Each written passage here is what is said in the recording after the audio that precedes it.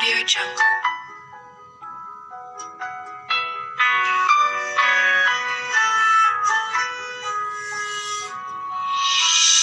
Audio Jungle.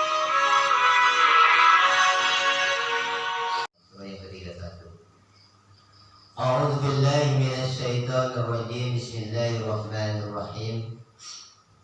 Alif lam mim. Tilka ayatul kitabil hakim. Jadi alif lam mim kan huruf per huruf, bukan memang saat jadi kalimat tapi huruf potongan. Ada sebagian ahli tafsir mengatakan itu hanya Allah yang tahu diterjemahkan. Ada juga tetap alif lam mim. Tapi kalau kita mengambil jawaban dari ayat yang kedua, tilka ayat kita bila hakim, artinya ini mengandung makna yang perlu dipikirkan, ya kan? Karena ayat kedua menjawab, menjelaskan, menerangkan inilah ayat-ayat Al-Quran yang itu mengandung hikmah, artinya perlu mengandung makna hikmah. Seluruh ayat pertama itu, jadi harus direnungkan. Memang tidak dapat dijangkau dengan akal sebetulnya, karena dia bukan kalimat, ya kan? Nah, maka sebenarnya alif ini sudah tanazul atau kezohiran daripada didikodim, lambangnya alif. Sebenarnya alif itu ada dua makna. Ada makna Adam zohir, ada makna Adam batin. Ya sudah pikirkan baik.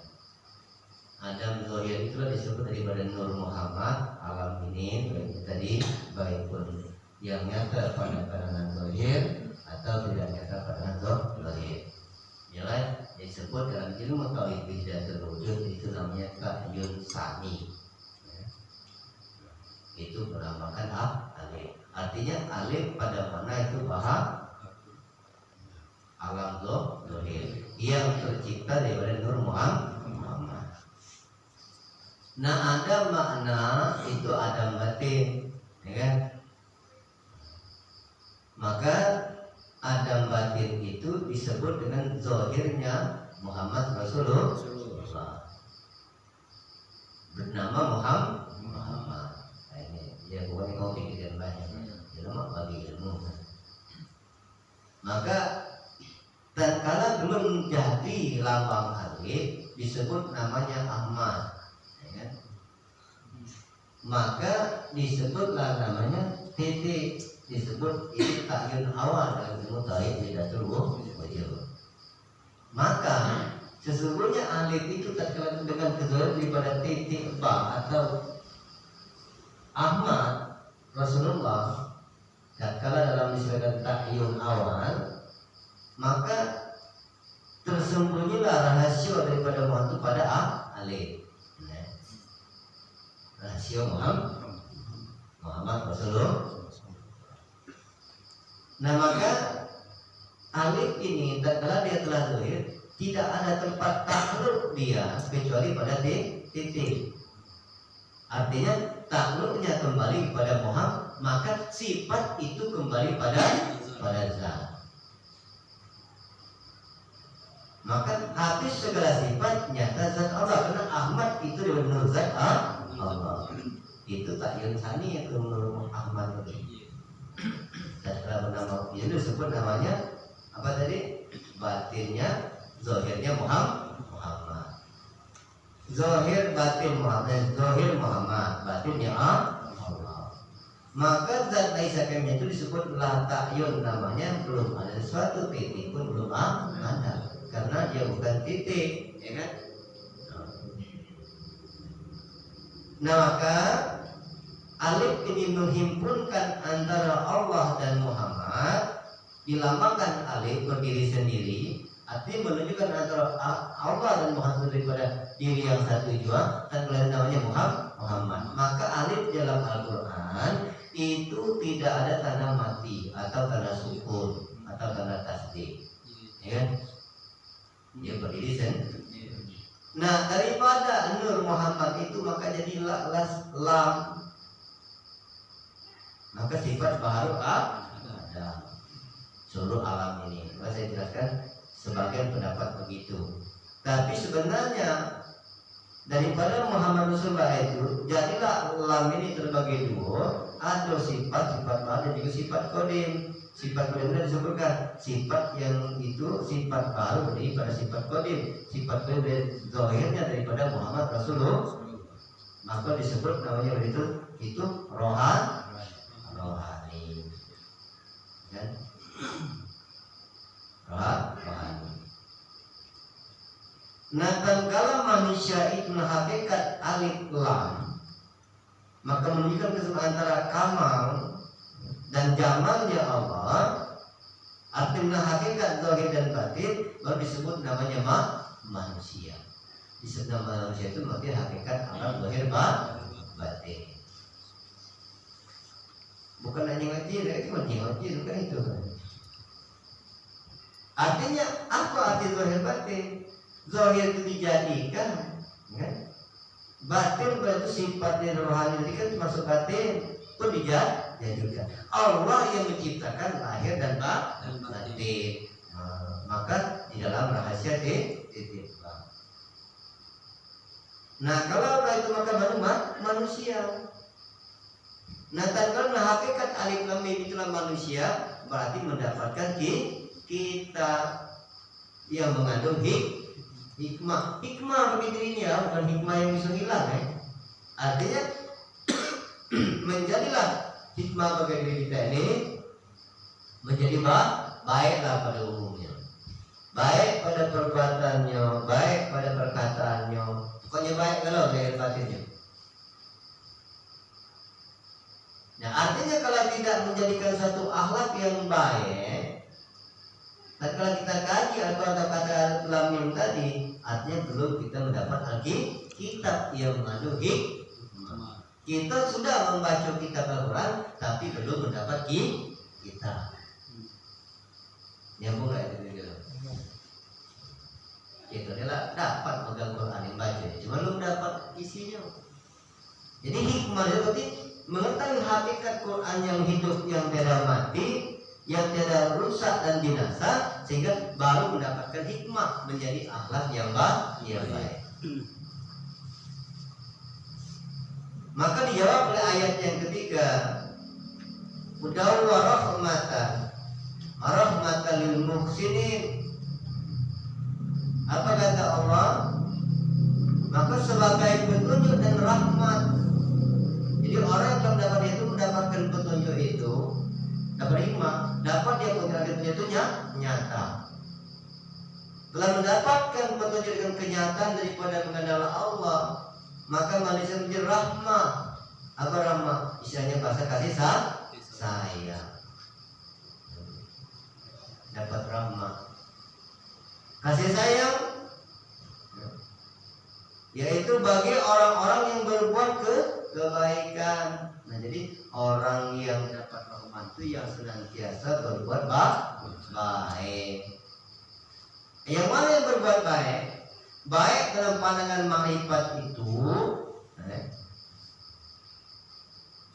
artinya dia mengerjakan semua kebaikan tapi tidak pernah merasa berbuat baik, itu baru baik. Dapat dari hikmah baik. Tapi kalau masih ada rasa kita mampu berbuat baik, karena ada rasa mampu berbuat baik, maka bangga dengan perbuatan baik itu, akibatnya belum dapat hikmah, mendapat rahmat, masih dalam kesombongan. Ya kita bangga kan sombong. Nah, orang yang mendapat petunjuk dan rahmat itu, dia senantiasa berbuat baik, tetapi dia tahu dan mengerti yang berbuat baik itu hanya bagi Allah. Nah, tatkala ada rasa kita berbuat baik, maka kita belum mendapat hikmah dan rahmat. Perbuatan baik yang pada sayangnya betul, tapi tidak menjadikan rahmat pada diri.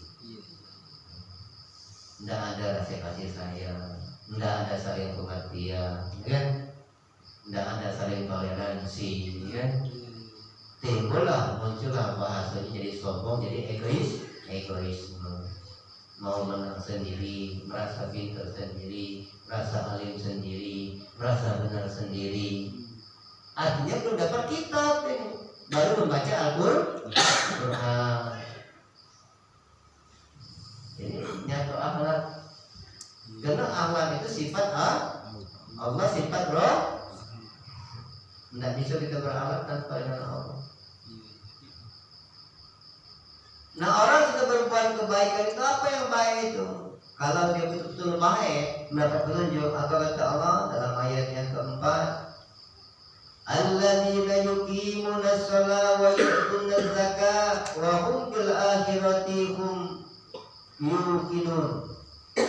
Alladzi, yaitu orang-orang yuqimuna shalah, yang melaksanakan atau mendirikan sholat. Sholat ini kan nggak tahu kalau masalah itu.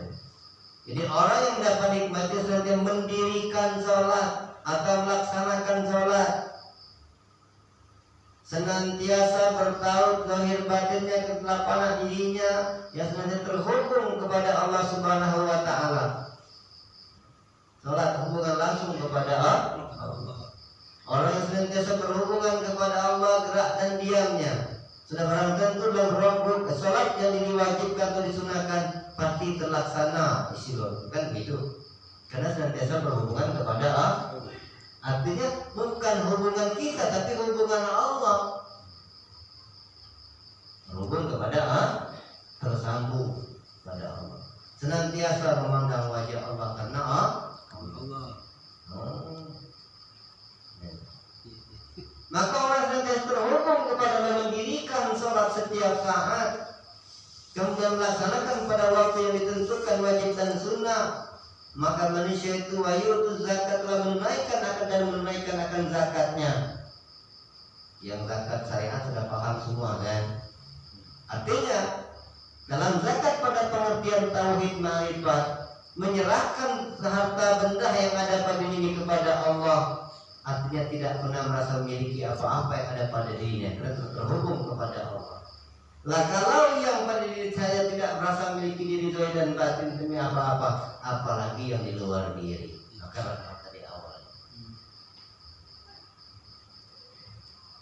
Jadi kalau bahasanya yang tersinggung, saya juga mau ini, maka yang sudah dapat rahmat itu, yang sudah berdiri sholat, naik zakat, ya itulah dikatakan pada zahir praktek akhlaknya, seperti misalnya saling tolong menolong kan, itu tidak ada beban bagi. Karena dia sudah habis rasa di diri. Seperti di beban itu karena kita masih diraso. Diraso ini lemak dan baik, bagi merusak. Maka raso-raso nilai dalam perusahaan. Tapi kalau rasanya baik, lemak. Kalau dikajinya rasa tuh, andai kata orang aku ngebuang, orang itu terasa sakit. Kena dirasa kan? Andai kata aku juga sakit, jadi cara dirasa kan?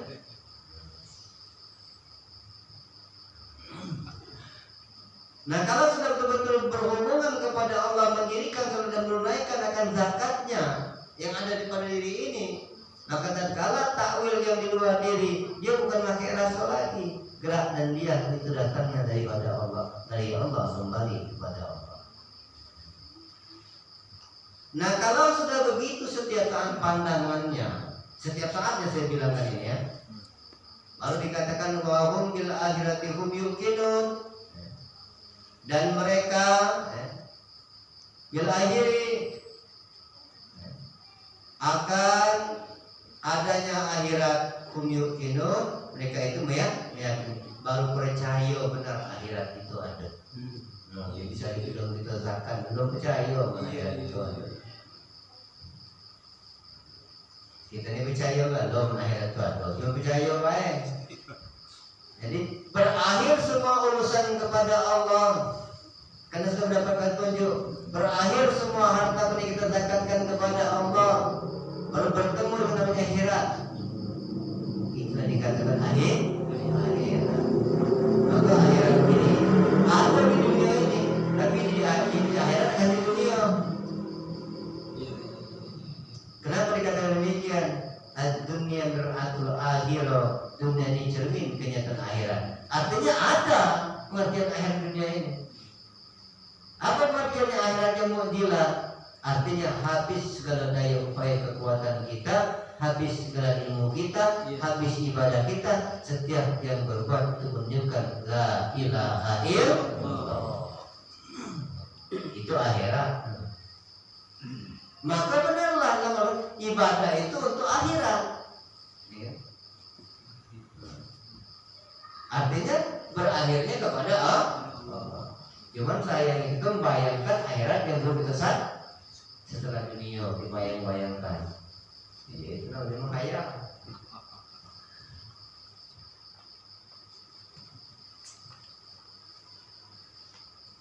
Nah maka oleh karena itu tinggal kita introspeksi diri masing-masing. Kalau pernah ditanya Ustaz, nggak boleh kadang sungkan ibadah, ya kena dirasa, ya kan?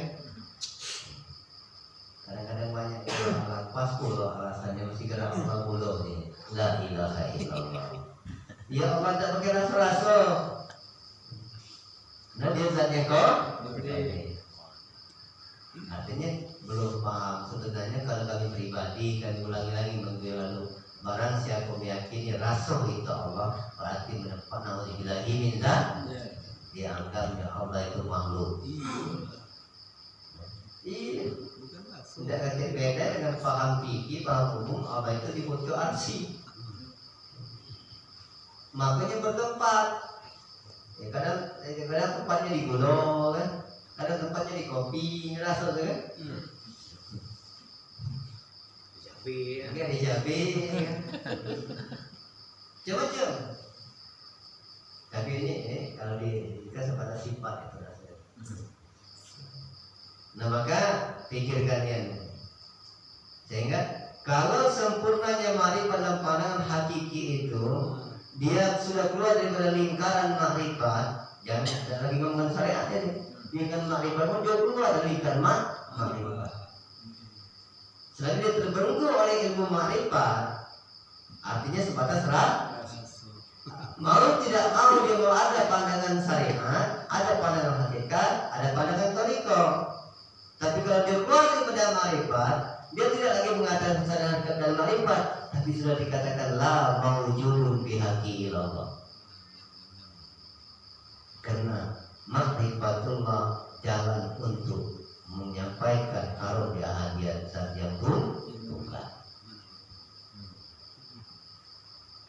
Jadi yang kita bangga dulu baru kenal, ya kenal sama kenal betul. Nah kalau ada rasa kita kenal maka jadi susah. Maka sempurnanya ma'rifat al-arif bila ma'rifatullah para aulia Allah itu dia keluar dari lingkaran ma'rifat itu. Sehingga tatkala dia berbuat bukan dia mengatakan syariat, bukan dia memandang itu thariqah hakikat ma'rifat, tapi betul-betul dengan hak Allah Subhanahu sesuai kalimatnya lillahi ta'ala. Jadi tinggal kita pikirkan masing-masing. Ya, kami tidak baca maksudkan keyakinan, maka syukuri batas mana Allah karunia. Nah, ya kan? Berikan yang batas sifat dulu terus lakonian, jangan juga baru balewe. Punya terus lagi Allah yang jalan, kan? Ya, kalau amanah sebatas amal, dia amanah sudah sombong, ini menurut asma'nya, ya. Dia apa kelewat ujiannya di asma istilahnya kan, apa masuk asma. Sudah asma, udah terus kekel kan, dia bangga dia masuk ke sifat atau tadi, terus dia setengah masuk diganti Allah dengan dikatakan zat, dia dapat rasa zatnya dulu mengenal zat. Makanya amanahnya di situ. Kalau tidak ada rasa bangga, maka Allah keluarkan dari mengenal hakikat ma'rifat yang sebenarnya bentuk agama dia. Disitulah dia bukan syariat, bukan ma'rifat. Sudah dibaru pada hari yang tersebut. Maka tatkala belum menjadi engkau Muhammad, engkau rahasiaku, sudah menjadikan aku rahasia bagi perbendaharaan yang tersembunyi tapi nyata. Dapat bagian keyakinan pribadi dan kita ini banyak banget dapat rasa sifat masuk mengenal zat, rasa zat tadi selesai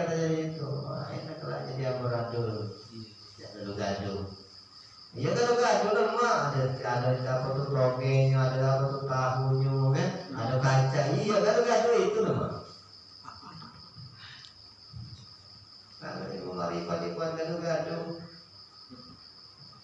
Mainnya semayang besok judi. Main apa? Sebenarnya judi jangan canggih selok kepada Allah. Banyak tahan tuh habis kalau tak sudah jadi buyan komputer. Gimana mau pakai komputer?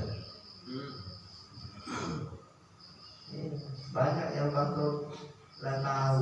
Uji bidadu tidak benar. Uji komputer. Jauh pula sekarang dia mainnya. Cuma insyaallah jemaah kita dah ada yang datang ini. Tak tahu ni ada datang.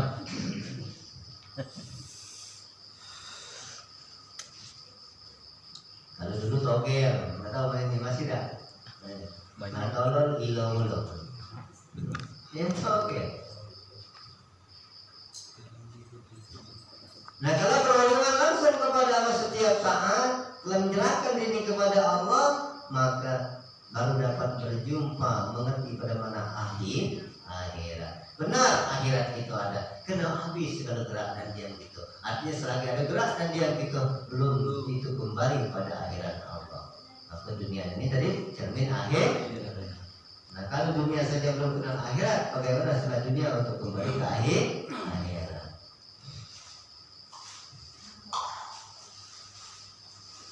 Nah, teruskan ya, kalau nggak teruskan jadi tidak jadi nanti pada akhirat. Ulaika ala hudan min rabbihim wa ulaika humul muflihun. Mereka lah orang-orang yang tetap mendapat petunjuk dari Rabbi, itu dari Tuhannya. Jadi kalau dia kekal, pandangannya hanya Allah terus, itu yang dapat petunjuk kekal dari Allah. Dia derajat kekal dari Allah. Ini sifat istilah lainnya dari Allah. Ya, artinya bukan dari kita. Ya. Gerak dan diam itu dari Allah. Nyambung kan? Artinya bukan dari kita. Lah apa dikata dari kita? Dari kuliah, kendak kuliah, ya. Jadi orang yang dapat petunjuk itu, yang menerima dia ini dari Allah. Jika dari kita berarti hilang haknya Allah, ya. Jadi orang yang telah mendapatkan petunjuk itu mirafihim dari Allah, maka dia kekal wa ulaika humul muflihun. Dan mereka itulah orang-orang yang beruntung. Kalau dia tahu dari Allah. Kalimat yang lain itu kan? Dari Allah. Beruntung dia. Tidak pernah rugi orang itu. Maka Indonesia tidak pernah rugi. Belanda pening dengan kita ini. Untung terus. Patah kaki untung. Hidup masih hidup. Cacat masih untung. Masih hidup. Mati masih untung mati daripada yang semua hidup masih untung kau Indonesia ini. Maka pening penjajah itu tidak pernah rugi. Pernah ada kabar rugi? Nah, jadi kabar rugi ada lain daripada itu lah cara ngaji mudah-mudah lah ya. Itulah rasa tadi merasa rugi itulah. Lah untung rasa masih rugi. Laut tuh, rasa itu kurang banyak. Rasa itu masih rugi itu lah, kurang banyak. Kenapa satu rasa Itu. Jadi kapan main rasa rugi terus, ya? Tidak pernah bersyukur, terus. Jadi ini, jadi tidaklah mudah hanya beriman itu, tidaklah mudah menjaga ma'rifat yang sempurna itu. Kalau sebatas mengenal wajah zat Allah mungkin. Tapi untuk prakteknya pada dalam kehidupan pada diri ini, dalam bahasa tauhid ini sama dengan tanazulnya itu tidak mudah. Tanazul itu turun. Praktek pada perbuatan. Tidak mudah. Kadang-kadang kenal Allah tetap kenal, tapi bahan pertimbangannya masih banyak. Banyak timbang. Ya banyak menimbang itu pada letaknya di maka dikatakan alam mizan namanya rasul itu. Alam Letaknya pada kita karena belum jadi akal robbani, letaknya pada akal jasmania.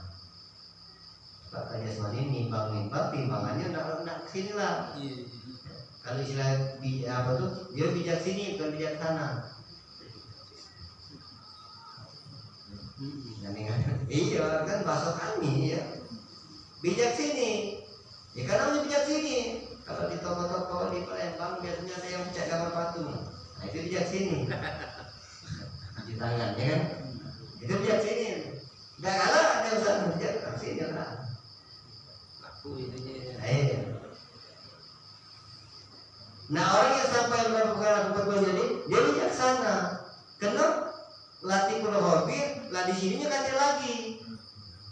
Nyambung lah itu bahasanya, kisaran.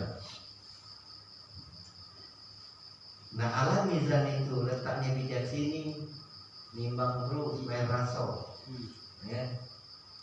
Kayak rasonya jelas, atau bukan, ya. Ya, lah jelas sama dapat rasonya jelas, bukan berarti rasonya lah, ya.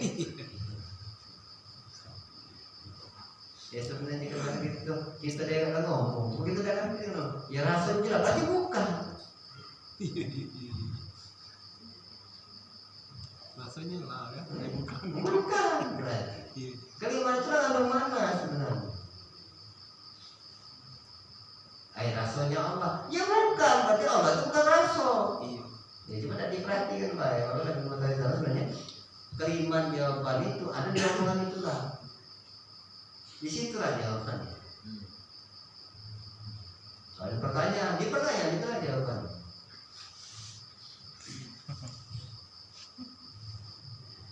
Kita kapan ada pertanyaan, mikirnya, jadi pertanyaan itu jawaban tidak jauh. Di kalimat pertanyaan itulah jawaban. Nah, kok ini kalau nanti bertauhid yang murni, kan? Di situlah jawabannya. Makanya kenal Allah. Berarti ada Allah itu kan? Nah, ada Allah. Ini pertanyaan, tapi jawabannya di situ lah. Ya ada. Buktinya dia udah nanya.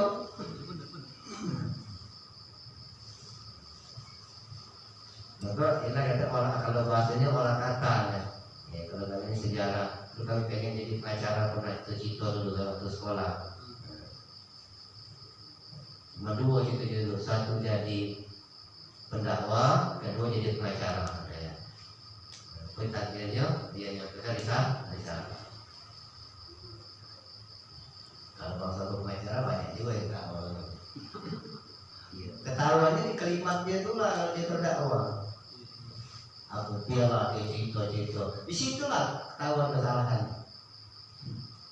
Kebenaran yang ada di kalimat dia itu. Tidak tahu ilmu pada lupa apa dia itu namanya kitabnya ya. Maka oleh karena itu sungguh-sungguh artinya kesimpulannya menjadi manusia itu tidak mudah. Tidak mudah. Sebenar-benar manusia itu tidak mudah. Sebenar-benar manusia. Karena manusia kenyataan insan itu rahasia Tuhan, rahasia Allah.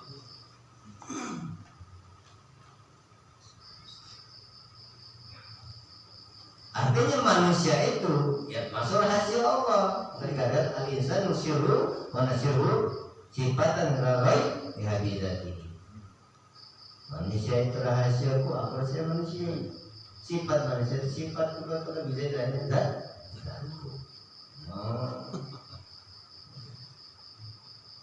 Menyatu terus Allah itu kita tidur masih hidup. Mama mati usah. Umur 4 tahun mati masih nyatu.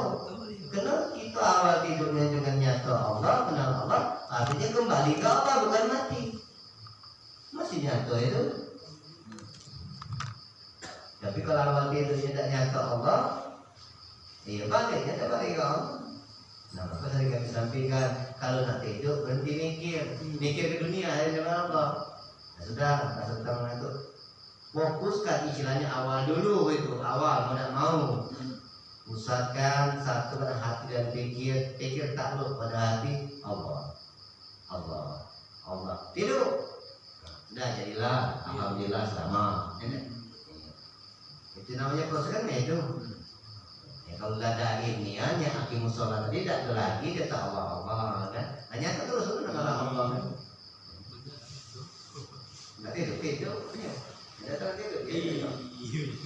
Ya balik dulu rasanya ke Allah kan berhimpun. Ya habis rasa dunia. Jadi kalau orang dia mimpi mimpi artinya dia masih banyak mikir selain pada Allah. Itu ya. Kalau Allah tadi itu lagi misalnya dia nonton mimpi apa tuh membayangkan wali itu pacak hilang sejak terbang ya. Itu mimpi lah dia pacak hilang kalau dia terbang. Tapi aku tuh tak terpikir Ustaz, dia benar tunjuk. Kalau awalnya misalnya nonton YouTube film wali misalnya kan hilang-hilang, hati-hati. Termimpi lah ke dia. Kalau memang tidak niat senantiasa bagi Allah ya, hanya petunjuk. Benar itu petunjuk apa? Hilang. Nah, apa maknanya hilang? Berarti betul-betul disuruh panak segala zahir batin.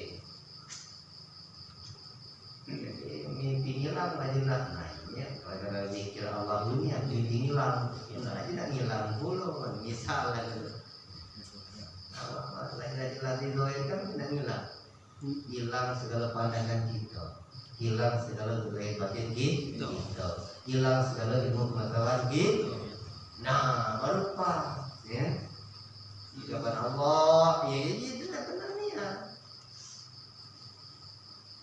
Mau bola nak kecil orang ini nak dia muka mukti lagi lah, hilang.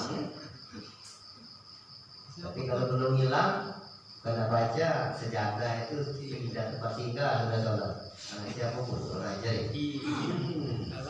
lainnya udah masih meninggal juga dalam masjid sholat anak yang tua bila malas datang. Terima kasih lah dia pasti kalau main bola. Kalau saya kita khusus, namanya anak sambil main.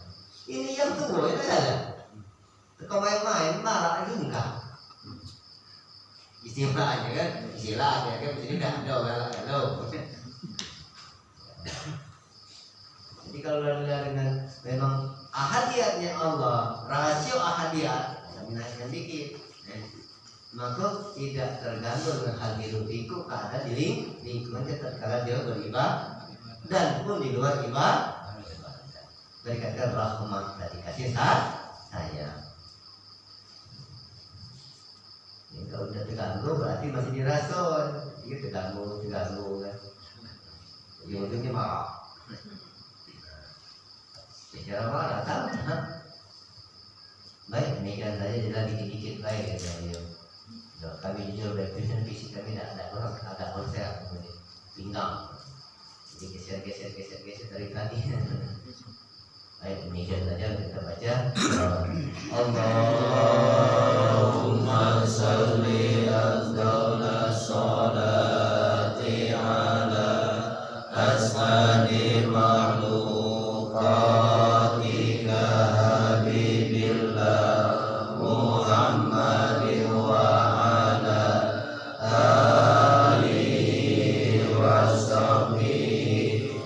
wasallim adada ma'lumatika wa midah